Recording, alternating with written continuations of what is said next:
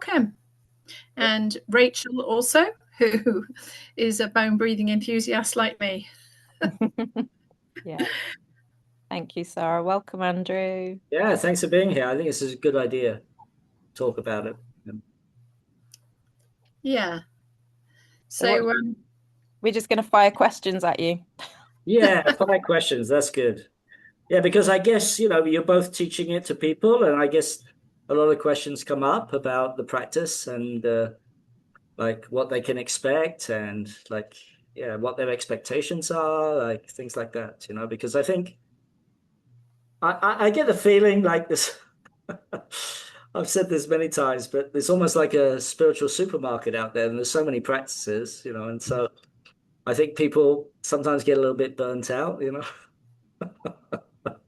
Absolutely, and yeah, we're seeing that a lot with people just like doing this, doing that, doing the headless chicken kind of. And that's what I love about bone breathing, because it brings you into your body and just grounds you. And of all of the practices I've tried in my life, this has really anchored me into my body, which is what we're here to be, in our bodies, aren't we? Yeah. Have you noticed that as you've anchored more into your body, that you have more sort of acceptance of your feelings and your thoughts? Like, is it easier for you to be with those changing things? Having recently gone through a bit of an emotional wobble, it's definitely been an anchor for me. I wouldn't say that the emotion, all the emotions are still there, but actually I think I've been a lot more accepting of them and kind of gone, I'm human. I'm not spiritually bypassing. I'm not going to go, I'm not going to feel this. I'm going to feel it, and I'm going to really feel it fully, and then, move it out of my body. So I think that's what's been a bit different for me, notice. Yeah. Yeah, me too. Oh, It's good to be angry. It's like certain things, and it's like, as long as I don't shove it down and keep it in my body, right. which is what I think I used to do. Yeah. Yeah. I think I'd second that what I'm learning to do is to feel the full whatever's arising, to really allow it and to really feel it and know that it's my fuel, rather than trying to project it or to deny it or repress it in any way. It's actually allowing it, and that, I think, that's a shared experience that a lot of people have expressed. They say things like, well, I don't know, I just know that I feel a lot calmer, and therefore find it easier to deal with tricky situations. Still happen, but I find it easier to deal with them. Yeah. So I'm going to follow on with a question about this as we're talking about embodiment. So Ali asked, just what are the steps to take to achieve full embodiment? Are there different levels where 1 is the beginner and 5 is you fully got there? How do I recognize it? When will I know when I get there? How much time do I need to spend bone breathing? Okay, all right. Okay, let's go slow. But all that it's like the measuring, isn't it, that we want to do in our society? Yeah. And I'm always a little bit wary of words like full, and complete, because we're a work in progress, right? Like, I mean, you wouldn't say to a little kid at 7 years old, oh, you're full, you're complete. There's something to go on, right? But I take the spirit of the question. The question's important because there are levels to it, right? So I would say the first level is, when you start practicing, I mean, the thing that I've noticed with all of my students is that they start to slow down. And they also, a lot of them, when they do the practice, they'll fall asleep and they think something's going wrong.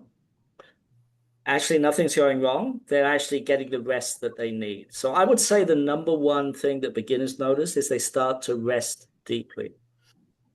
Because what you're doing basically is you're allowing the heat, the activity, the mind basically to actually stop. So it's really powerful in that respect, because you're taking the mind that's usually projecting into the future, right? All anxiety, by the way, comes from projecting into the future. All anxiety is about projecting into the future, which, as we all know, is not there. But somehow or other, our mind has this capacity to project into the future, and then that creates stress for us. Right? And oftentimes we're projecting into the future what happened to us in the past. The body is right here, right now, and especially your bones, right? Your bones don't have anxiety about the future. Only the mind does, right? So when you bring the consciousness, when you bring the awareness, and we use the breath, and we use our attention, and we start to breathe into the bones, what we're doing is we're taking all of that projection energy, that energy that goes into the future, and we're bringing it into the present moment. And when you come into the present moment, you get in touch with your needs. And oftentimes our need is for rest. Yeah, I'm always remember someone, you know her, Becca. She said she started practicing bone breathing, thinking it was just another course to do. And she slept through Christmas. It's a great testimonial, you know, but she was exhausted. She was absolutely exhausted. And oftentimes people, when they first start, this is some of the experiences people can have. They do the practice and then they think they're falling asleep, but actually they're going into a place of regeneration. And they start, and when they come out of that, they're like, oh, I thought I fell asleep, but I feel energized. I feel like I've got more energy. So that's a very common, that's one of the first things that people experience. It's like they start to calm down and they start to rest and their sleep improves, right? This is the number one practice for things like insomnia. Right? So I would say that's the first level, right? You start to slow down. Sometimes it looks like not much is happening, but you are actually starting to get rest now, right? Second stage, the bones start to become alive. So you start to realize that the bones have some sort of consciousness in them. Did you have a question? Did you say something then? I heard someone say something. No. Oh, okay, maybe it was something came through. Anyway, the second stage is like your bones start to wake up. This is a nice stage because now you have something reminding you to stay in the present moment. So like the bones, they start to have an awareness to them. The Taoists call that Shen or spirit or awareness, but you know, the bones are solid. Like most people think of them as solid, right? And most people don't even think about them until they break one. And then they're like, oh my God, I never knew how important it was, right? So once the bones start to wake up, once you start to have some sensation in them and some awareness in them, now you're brought back continually into the present moment. So you can deal with your life in a much better way. Okay. So that would be the second level. You would start to notice that. You'll notice as well, like the hormonal system will start to become more balanced. So you'll be drawn to the foods that you want, not what you think you should have, but what you want. Basically, your natural instincts just get much, much better because you're really listening to the body. You're not listening to the mind. You're listening to what your body needs. So that's the sort of second, third step. You start to become much more conscious of what your needs are, like of what your body needs, right? Yeah. So that's very important because it's like know yourself, right? Know your needs, right? And when we were a small child, we knew them instinctively. Like, you know, we'd cry if we were hungry, you know. So we have that intelligence inside of us that we know what we need. And again, this is a trick of the mind that it thinks it's so smart, you know.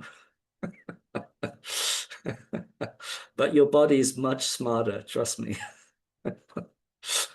Much smarter, right? Everything it does, it has a reason to do. Right? It's very intelligent, your body.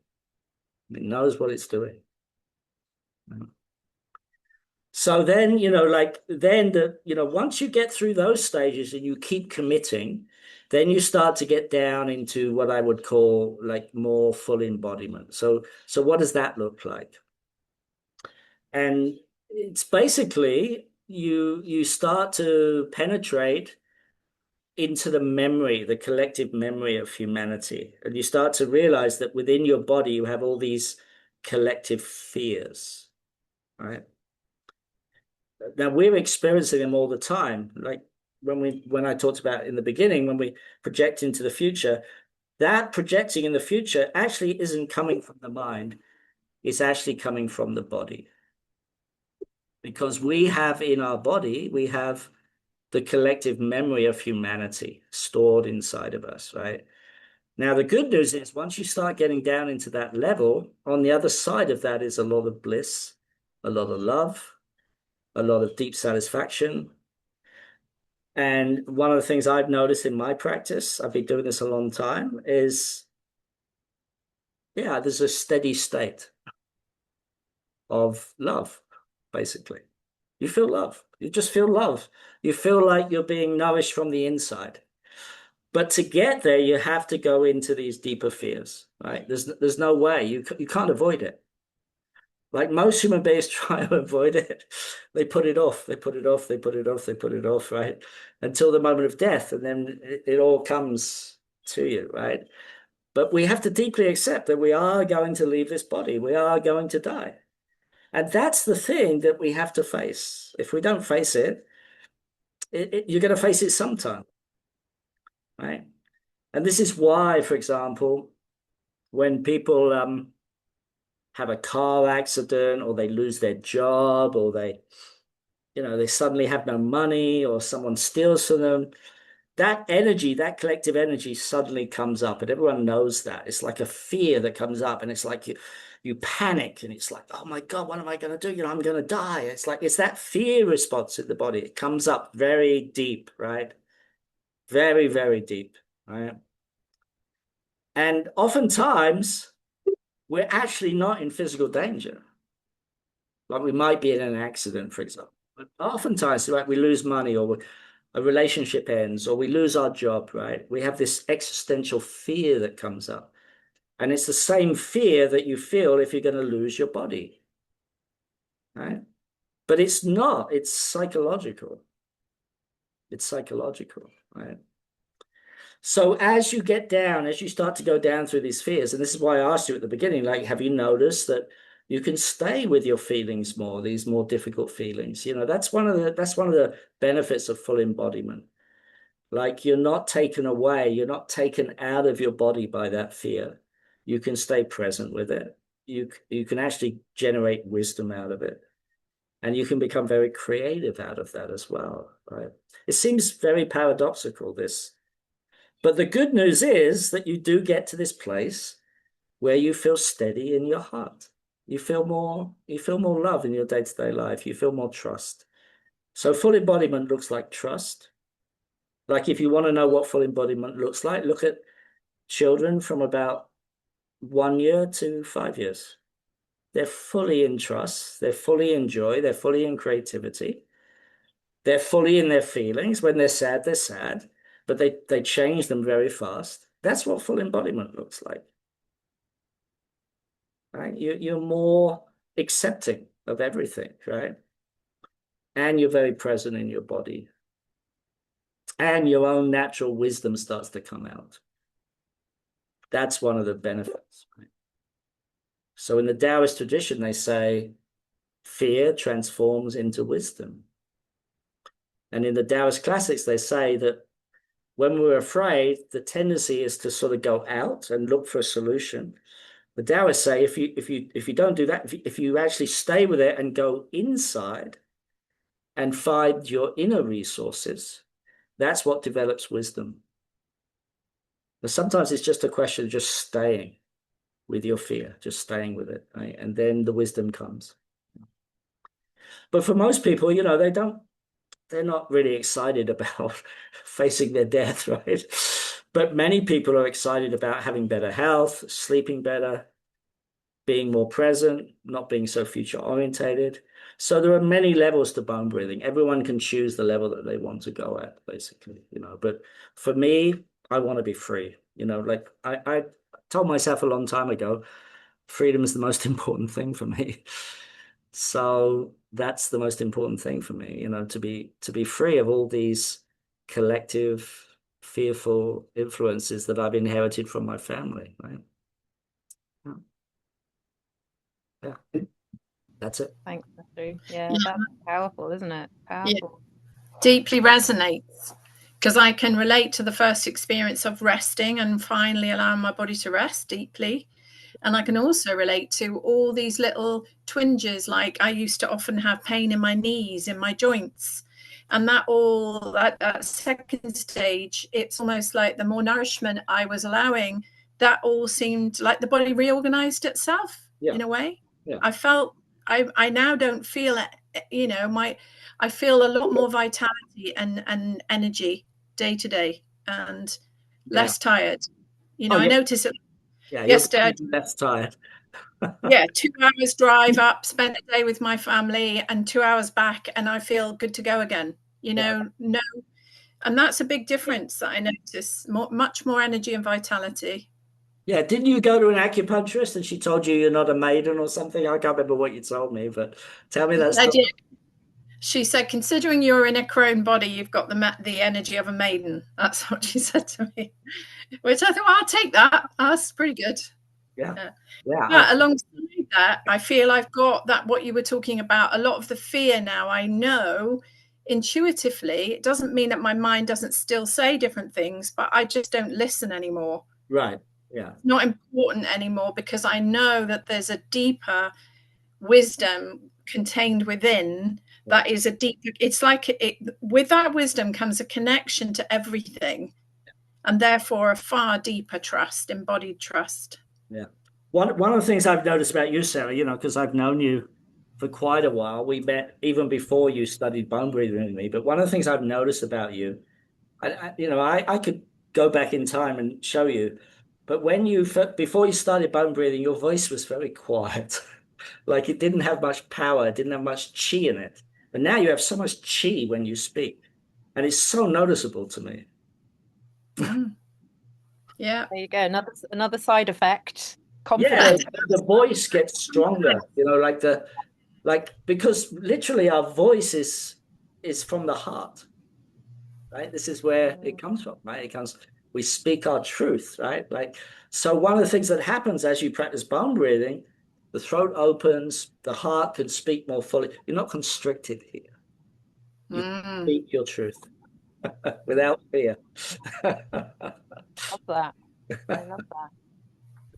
So I wonder if we could kind of rewind a bit, and could you talk a little bit about the lineage and the origin of bone breathing? Sure. So this is like at least a 5,000-year-old practice, maybe even longer. You know, the Taoists have been teaching this approach for many, many, thousands of years, right? And originally this practice was, the original name was bone marrow ne gung.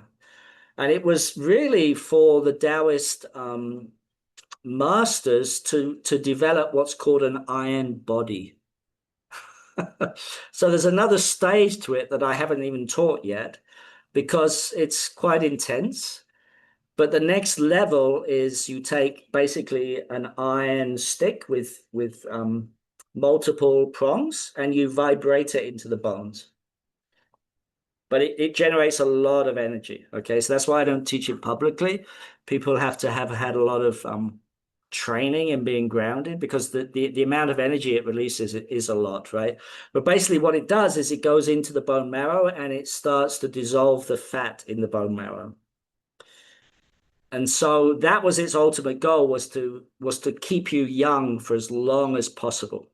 Why? Because it takes a long time in meditation to experience freedom, or we could say enlightenment. So the Taoist masters wanted to make themselves as youthful and as energized as possible, right? And that's why when you practice the sacred art of bone breathing, you have a lot of energy, because you need energy, you need the life force to complete things in your life. If you don't have energy, it's very impossible, right?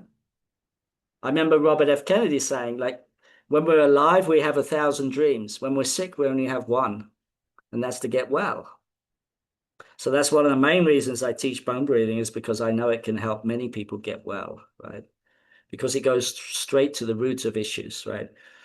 But in answer to your question, yeah, it's 5,000 years old. It's part of the Daoist alchemical tradition. and it's part of my lineage. I learned it originally from Master Mentat Chia, who was one of my teachers, one of my Taoist teachers.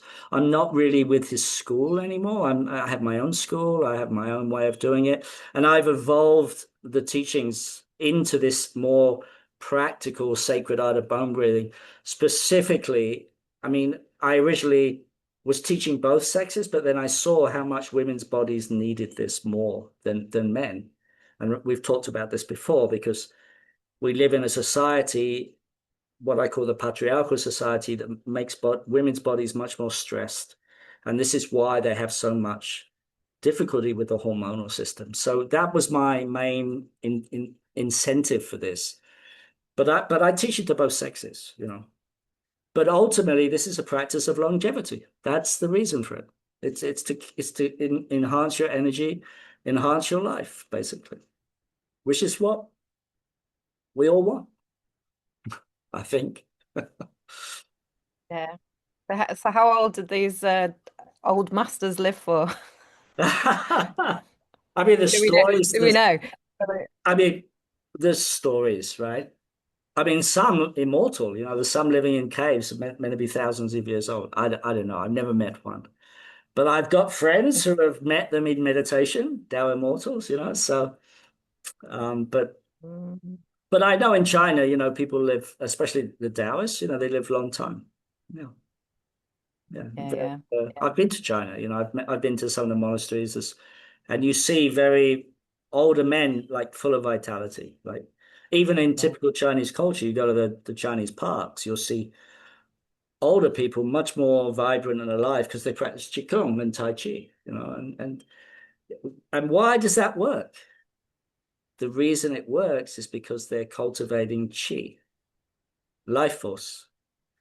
In the West, we think the life force is only material, right? So hormonal system, a great example.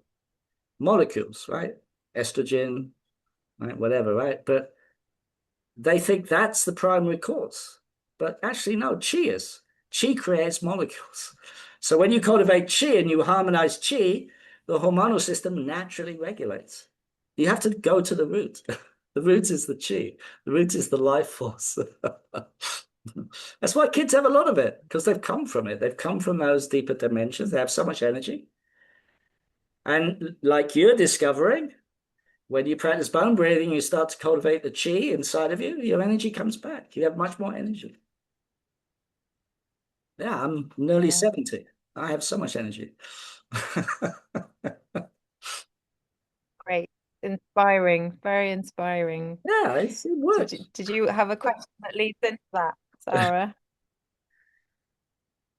No, I think it was, for me, it's more of a sharing. What I've noticed, I think, is that this is what people are reporting, is that I don't know, there's just a more, what can I say, an overall contentment with life. Okay, and overall contented, because if you're really tapping into that life force energy and you're just realizing it's all that vitality, you I don't know, that deeper sense of embodiment. But the only thing I'd noticed too, and I know we've talked about this before, is that people want a quick fix.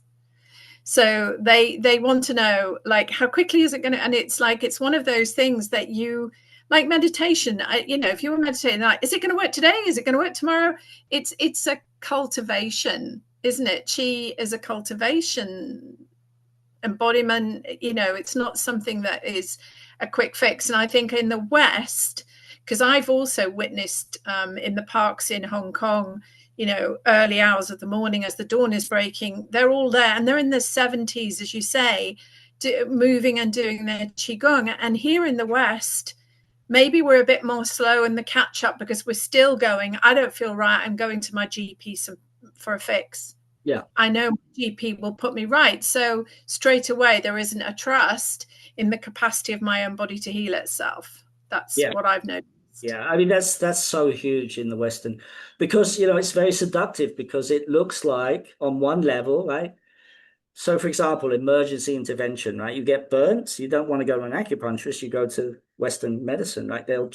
they'll treat burns much better than an acupuncturist, right? There's no doubt about that. If you're in a car accident, you're not going to go to an acupuncturist or a herbalist. You're going to go Western medicine.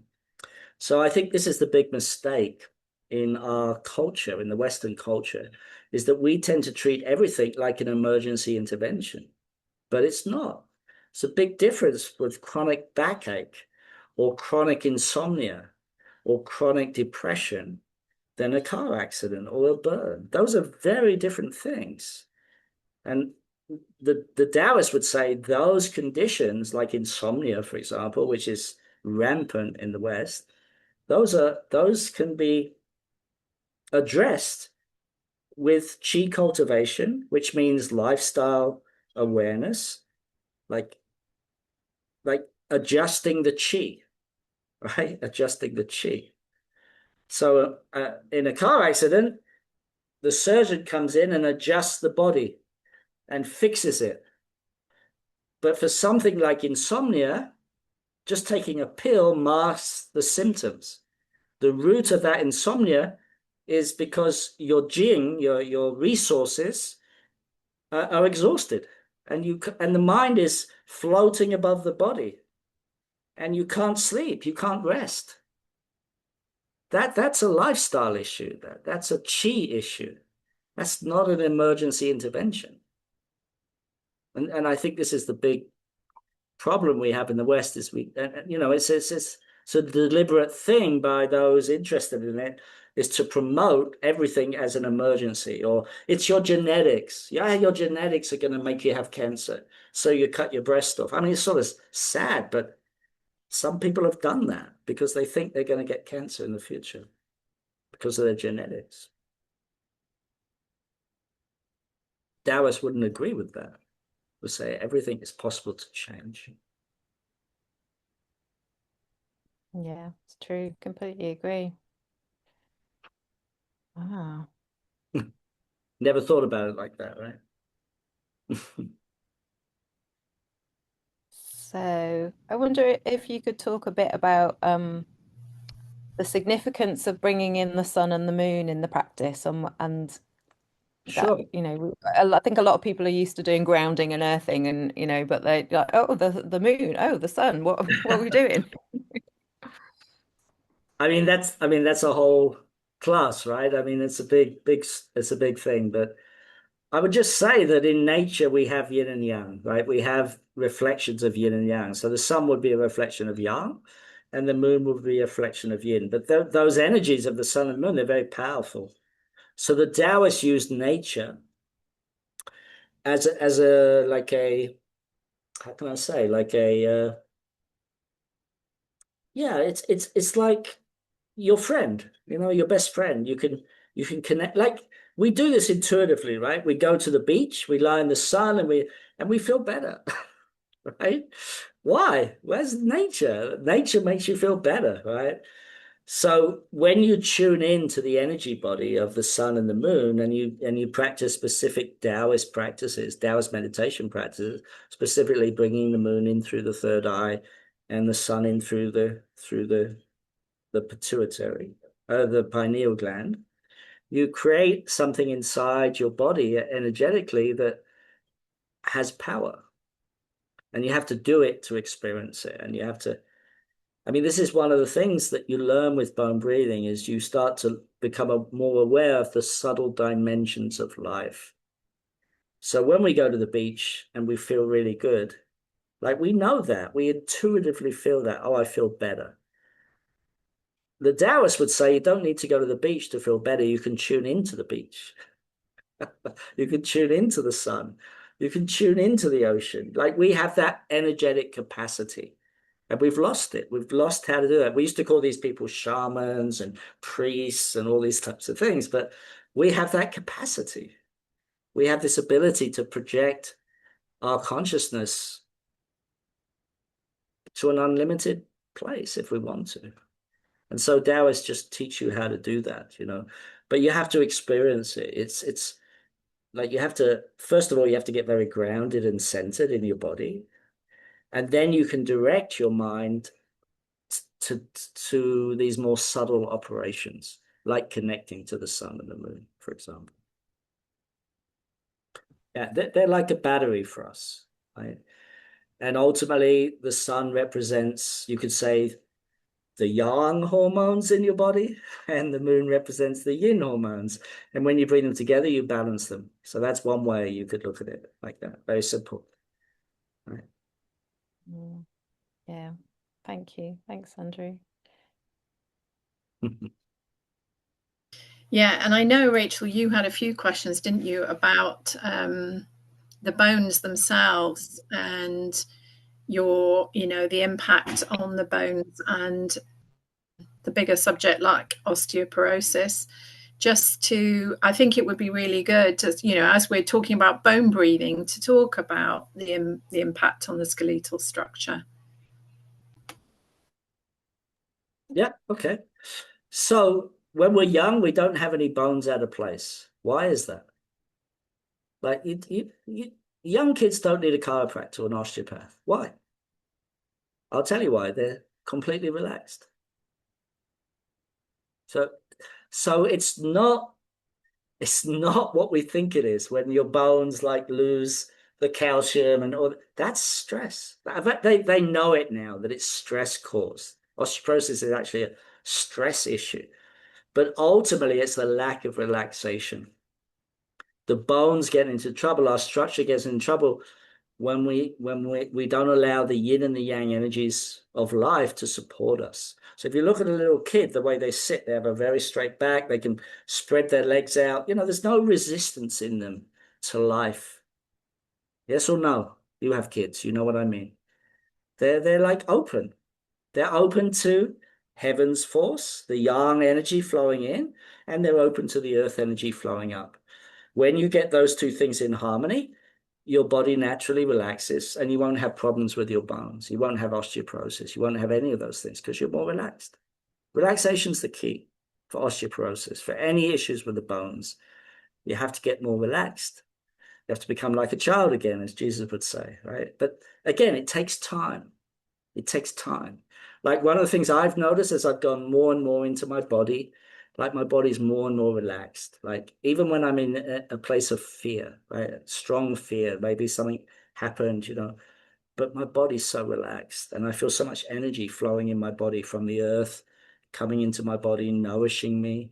Like I literally feel the energy moving up through my legs and nourishing me. And that's through practice. It wasn't always like that. It came through practice. And you get more and more relaxed. So that's the root cause of things like osteoporosis and any problems with the joints and the bones is because we're not relaxed. It's that simple. Very, very simple.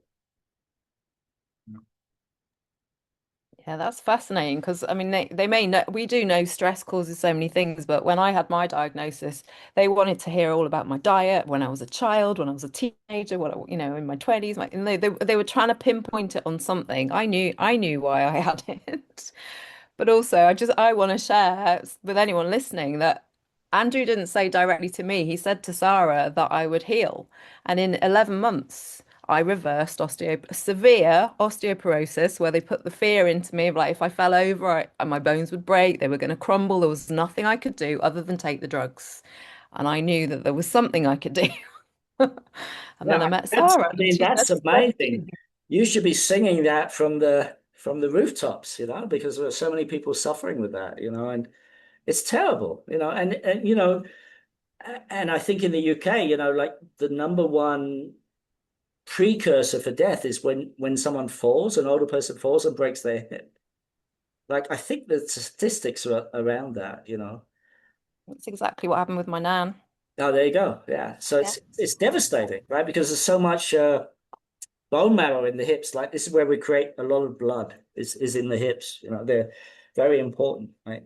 So yeah. And there's a lot of people having hip replacements. A lot of people getting hip replacements. And I'm like, do the bone breathing. Do the bone breathing. Yeah. I mean, it's amazing. Like, if I think about my body now and how I was when I was younger, like it's so much more open, more flexible, and things like that, and so this is a miracle waiting to be discovered by everyone, it's like, and I'm so excited for it, because it's such a simple practice, it's not like it's difficult. It's very easy, like you just lie down, you start to breathe, breathe into the bones, bring your consciousness there, do a little bit of massage, harmonize your hormonal system, breathe that good energy into the bones. Yeah. Yeah, and I didn't realize that with a simple breast massage that you are stimulating and producing estrogen when you're actually, naturally the body produces naturally its own estrogen. Now, for a woman who's in menopause like me, well, way past, that I'm in Crohn's stage apparently. This is where I feel that revitalized. And for me, having gone through grief and the sudden loss of my husband, I would say bone breathing was my salvation. Because for many, many things is that when you have this sudden shock, you feel the power in your body for sure, but it felt to me like if I stay in this, it will kill me. That's what it felt like. And I just thank my lucky stars that at that point I started bone breathing, because I was then able to withstand the voltage or the capacity of what I was feeling to go within, and then to feel the sun and the moon coming together, like beginning to feel connection and actually feel pleasure or like a joy of my own body was like, it was a miracle, really. So, there is a lot you can say for the capacity of bone breathing to heal. And I've witnessed people that come, because I love to do bone breathing in groups, and I've witnessed somebody go through a shock trauma response, reach out either side and touch me and another friend on the other side because she wanted to run, and then felt the energy come back up into her heart. And what she learned in that instant was not to be afraid of her own body. Yeah. How amazing. And that's what bone breathing really shows us. There's nothing to be afraid of. Our body is are a miracle, powerful. So yeah, that's my share on that. I think the most important thing for people to understand is that, bone breathing is a practice, is a very powerful practice. But what it's doing is opening you up to your own power, right? And that's the power of love. That's the power of your soul. That's the power of the part of you that never dies, right? So it's very important to understand that these Taoist practices, they're a path, right? But what's healing you is you. It's your own heart, your own energy, your own life force. That's what's healing you. It's not the practice. Practice is helping you connect in with your soul, with the power inside of you that's always been there.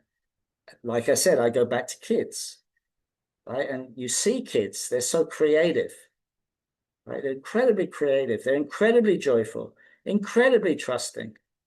They didn't learn that. That's coming from within them.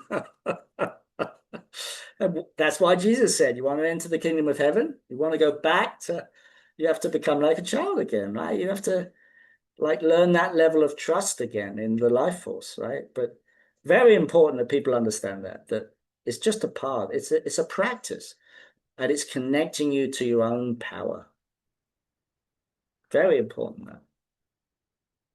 Otherwise, you'll stop practicing. Yeah, nobody teaches us that. Yeah. You'll just stop practicing, like that's one of the things that, if I could go back in time and talk to my younger self, it would be to practice more regularly. Because now I do, because I know it's not about the practice, it's about me. It's about discovering, my truth, my inner freedom. And I don't need a motivation to practice now. It's not like I have to do it because I'm a good boy or because I want to heal. No, I practice because I want to be free. I want to be free, I want to be free before I, pass, and I want to fulfill whatever potential is inside of me. So that's why I practice, is to bring out that potential, to bring out what I know is there, like to recover the trust that I haven't had as a very young child. I would say that's still an ongoing journey for me, that learning that level of trust again in the life force. Like many of us, we get very cynical with life because life is tough sometimes, and we lose our faith, we lose trust, and I've been in those places myself. So that's one of the reasons I teach, because I know how it can be very devastating. Like you talked about, Sarah, losing someone, you could actually And many partners do, right? Especially in a very close relationship. One partner dies, and 6 months later, the other one dies, because like they haven't really connected in with their own resources, that the other person was their resource in a way. Yeah.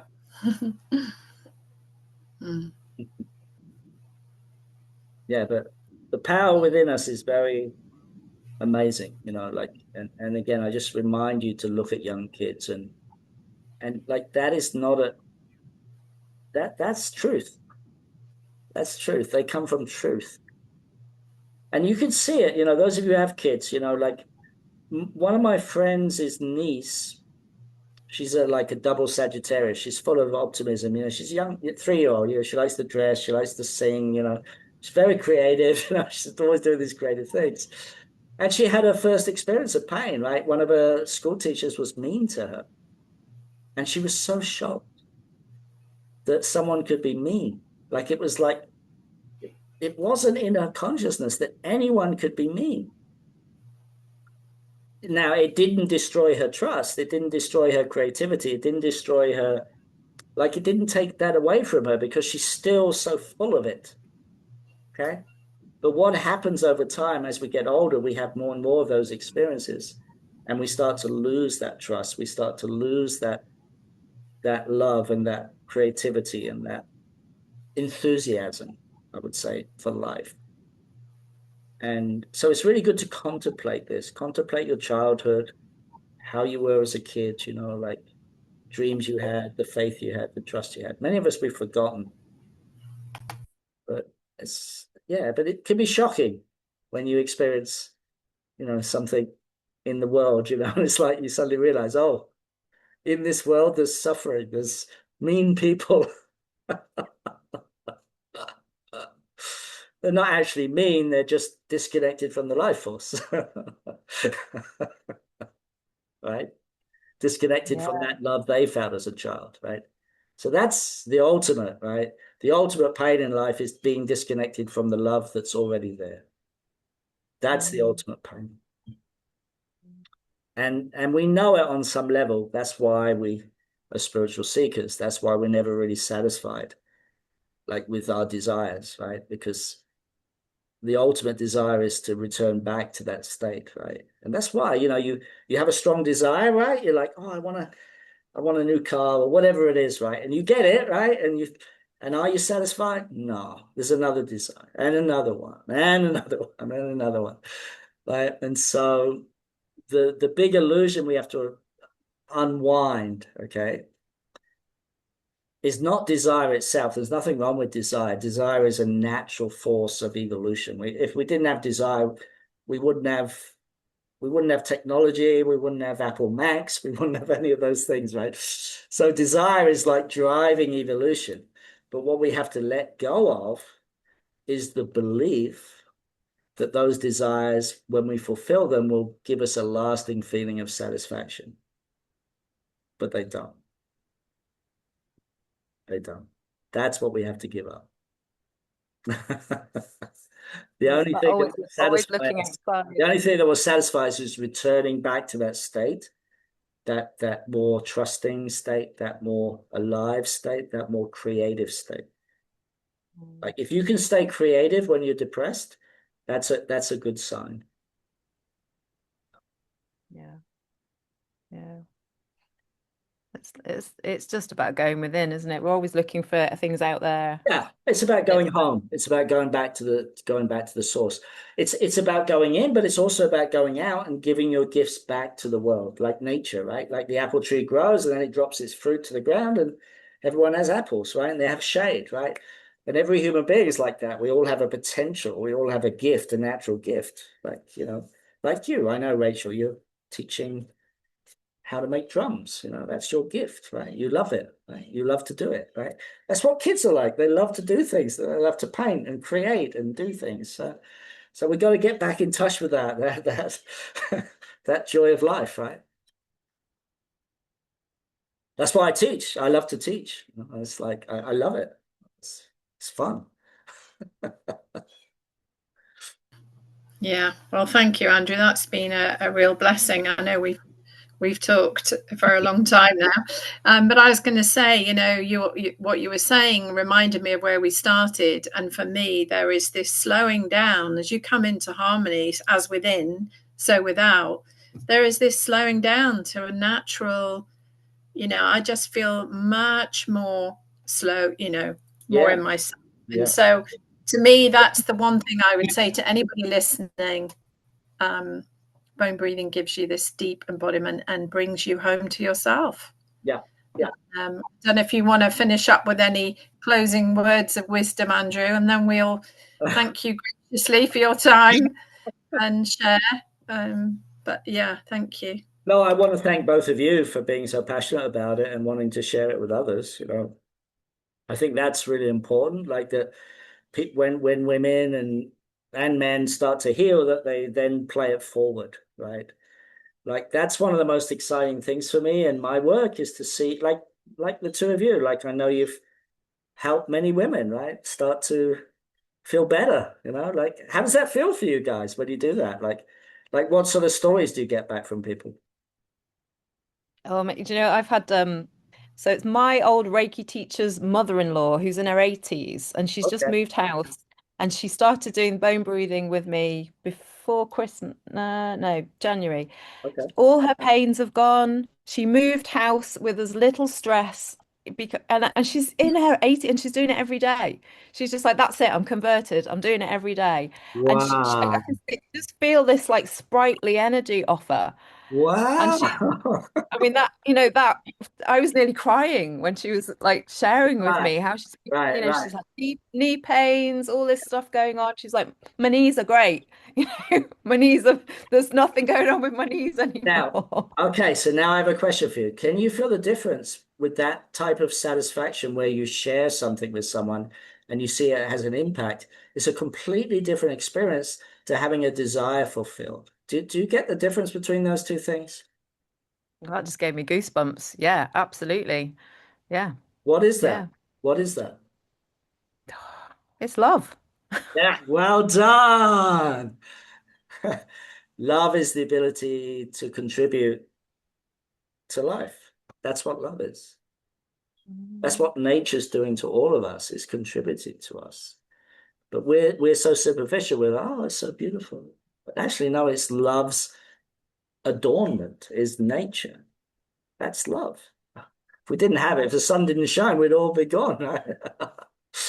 Yeah, but it's really good you shared that, right? Like when you shared that, it's like your heart, like it's like, yeah, it's such a feeling, like that you're somehow or other connected to something bigger than just, yeah, something else, just getting your desires fulfilled,